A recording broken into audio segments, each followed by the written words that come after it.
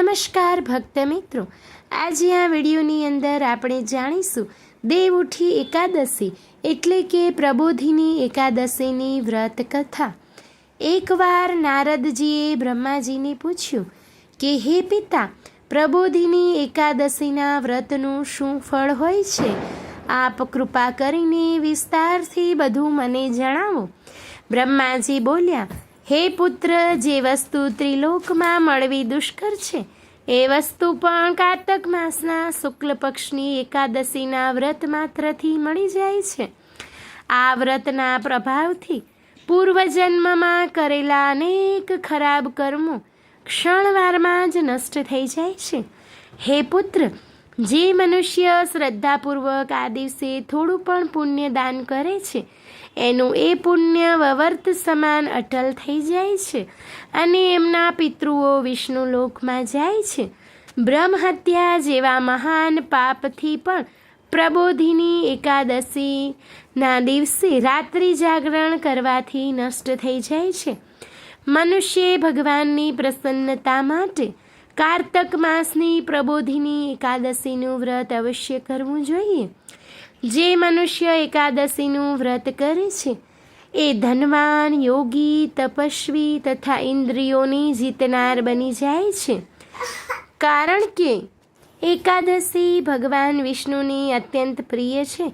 આ એકાદશીના દિવસે જે મનુષ્ય ભગવાનની પ્રાપ્તિ માટે દાન, તપ, હોમ વગેરે કરે છે તેમને અક્ષય પુણ્ય મળે છે। આથી વિધિપૂર્વક ભગવાન વિષ્ણુની પૂજા કરવી જોઈએ। એકાદશીના દિવસે મનુષ્યે બ્રહ્મ મુહૂર્તમાં ઉઠીને સંકલ્પ કરવો જોઈએ અને પૂજા કરવી જોઈએ। એ રાતે ભગવાનની સમીપ ગીત, નૃત્ય, કથા, કીર્તન કરતાં રાત વિતાવવી જોઈએ। પ્રબોધિની એકાદશીના દિવસે પુષ્પ, અગર, ધૂપ વગેરેથી ભગવાનની આરાધના કરવી જોઈએ। ભગવાનને અર્ઘ આપવો જોઈએ। એનું ફળ તીર્થ અને દાન વગેરેથી કરોડો ગણું અધિક હોય છે।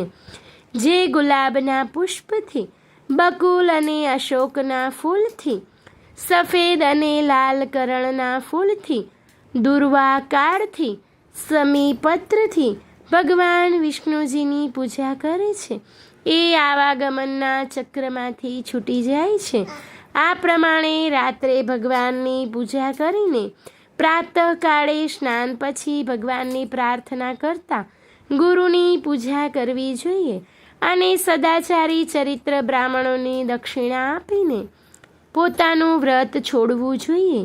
જે મનુષ્ય ચાતુર્માસના વ્રતમાં કોઈ પણ વસ્તુનો ત્યાગ કર્યો હોય છે તેણે આ દિવસથી એ વસ્તુ ફરી ગ્રહણ કરવી જોઈએ।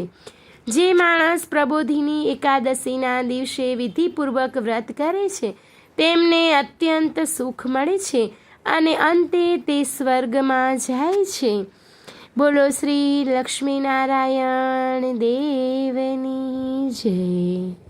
ધન્યવાદ ભક્ત મિત્રો, જો આપ લોકોને વિડીયો ગમ્યો હોય તો લાઈક કરજો, ચેનલને સબસ્ક્રાઈબ કરજો અને બેલ આઇકન દબાવવાનું ભૂલતા નહીં।